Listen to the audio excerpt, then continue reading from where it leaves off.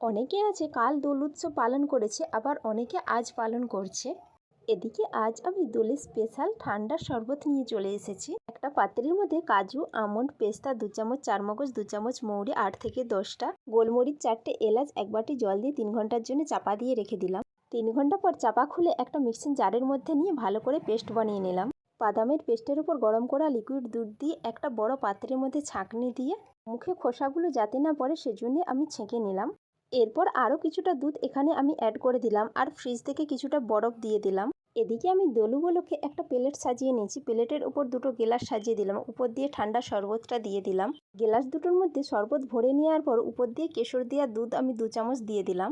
এরপর চামচ দিয়ে আমি মিক্স করে দিলাম। দেখুন বন্ধুরা, কালারটা কত সুন্দর এসেছে। শরবতের উপর কিছু বাদাম কুচি ছড়িয়ে দিলাম আর গোলাপের 3টে করে পাপড়ি ছড়িয়ে দিলাম। দেখুন বন্ধুরা, কতটা সুন্দর লেগেছে দেখতে, খেতে তো দারুণ লেগেছে। হ্যাপি হোলি বন্ধুরা।